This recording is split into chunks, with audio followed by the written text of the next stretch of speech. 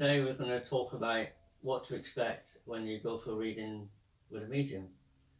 There's different ways of a medium delivering readings. We've talked about this in other clips, but today it's the connection we get between the people who ring up and the people who, and ourselves. What people actually say on the phone. The first thing they normally say, are you the medium? Do you do readings? So from that, I often say, what kind of a reading are you looking for? They say a spirit reading, and I say, well, a spirit reading is connecting with your loved ones and trying to get a message from your loved ones to you. And they said, no, that's not what I want. The reading I've had before was with cards. And I said, okay, so you want a tarot reading? And they said, yeah, that's what it is. And I said, look, what I offer is a combination reading. I said, we try to do our very best to make a connection with spirit, but if you don't wish to have that part, we can put it to one side. I said, then I tend to try and do a psychic reading, which is the person's energy and what's going on in your life at the present time. And they said, yeah, well, that's what I want. And I said, then I'll do some tarot, which, the sitter usually put their energy on the cards and they pull out a question. But I often say, don't tell me what the question is, keep it to yourself. Because obviously spirit know what your question is. And when I put the cards out, I just get the feeling from the cards and I read the cards out to them. They're usually very happy about the way I do that. So that's tarot. And then I also offer palmistry, which is scientifically proven to be at least 90% accurate, and this is what most people like. And then from that, I say to them, can I tell them everything? Do I do it in layman's terms, or do I want it scientifically laid out, like lower, upper Mars and so on? And most people like it in layman's terms so they can actually understand what's going on. So I do this for them. And they're usually very pleased with that, because palmistry is the only way they can actually tell their future, the only way they're going to know how their health's going to unfold and things like this. So that's why I say to them at the beginning, do you want to know everything? People with in relationships are unsure about whether things are going to work for them or whether they're the right partner and things like this.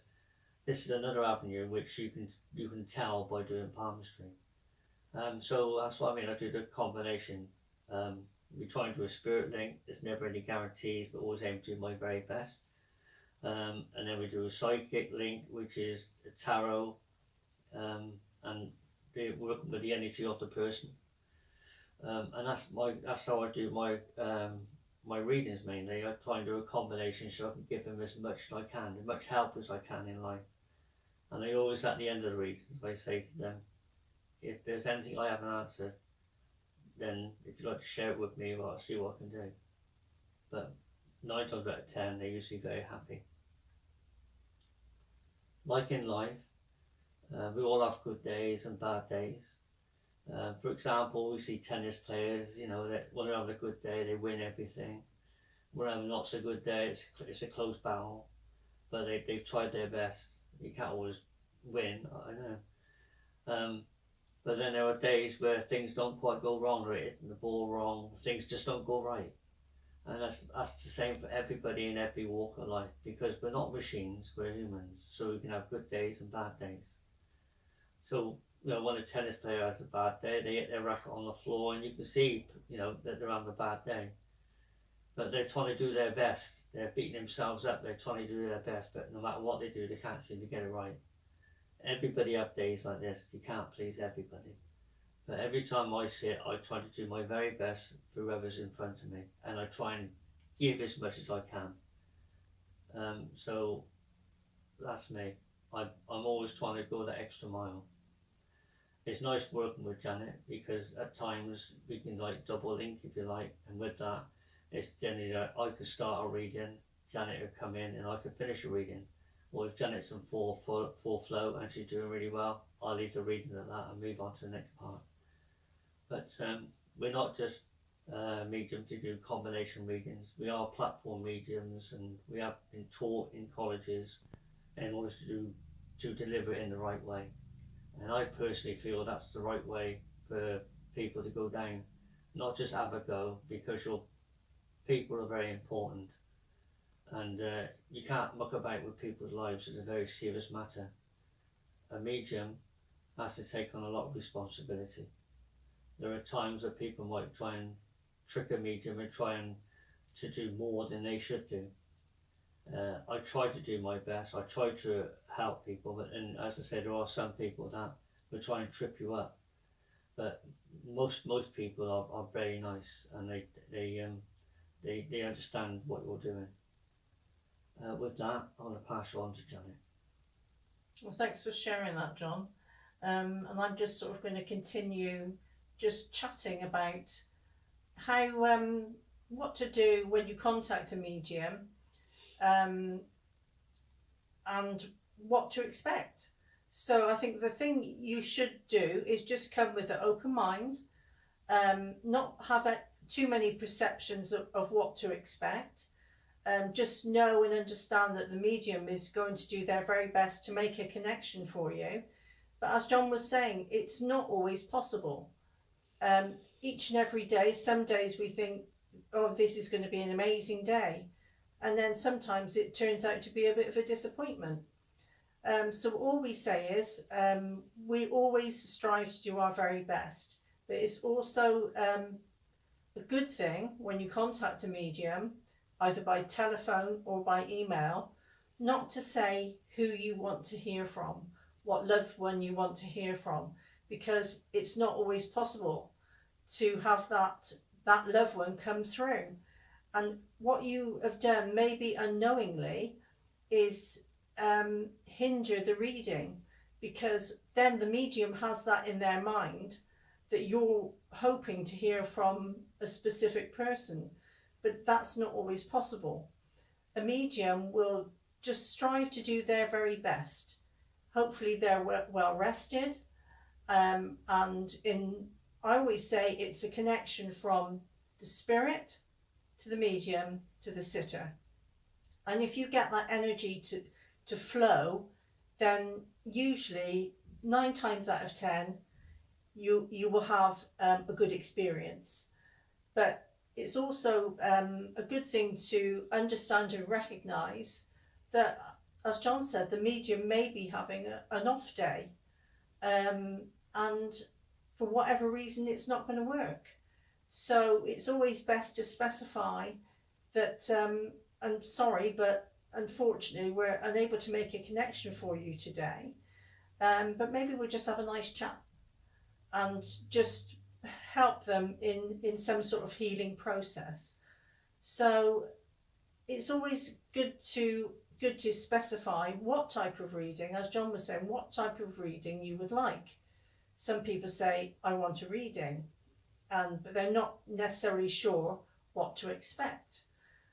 But we say, we're mediums, yes, we're psychic, and we hope to combine all of these elements together to make a connection for you.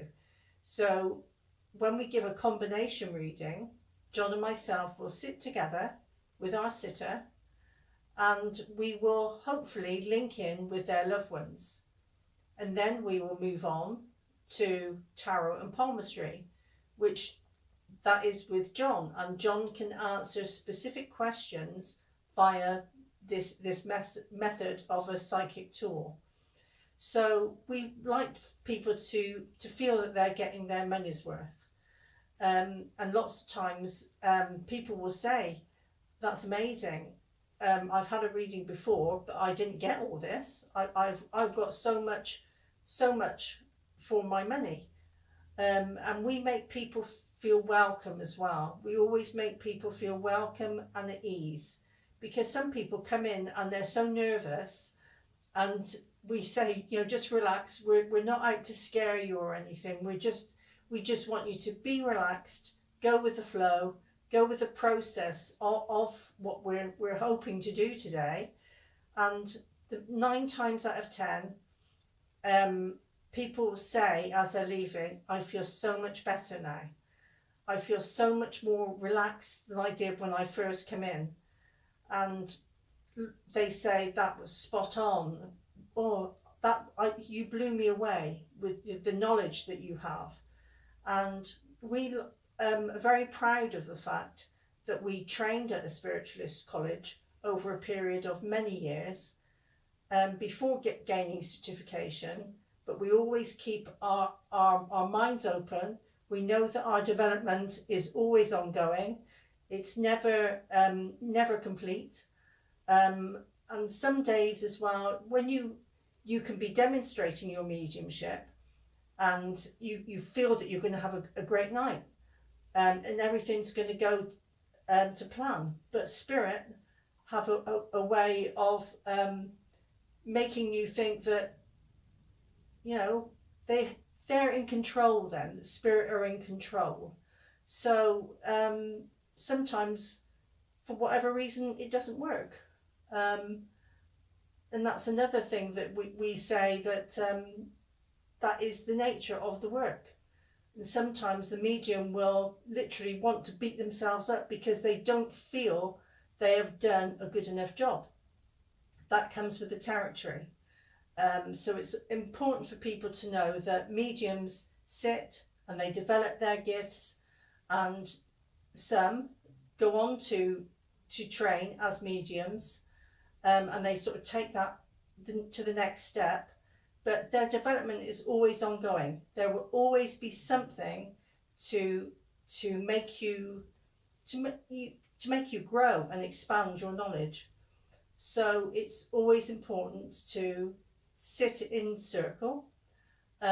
Even John and myself, we will continue to sit and help each other with our development, and the healing that comes from helping people. That is why we do this work, to see people happy, to make them feel relaxed, and just for them to know that we've done the best job we can do. And that is important to stress. We do the very best we can do. And for people to contact us, sometimes they contact us later and they say, "You made me feel so much better, I can move on with my life now." And so they work with all our senses, clairvoyance, clairaudience, clairsentience. The spirit work with us in many different ways, and we just want to do our very best each and every time we work, whether that be a demonstration, healing session, or giving readings.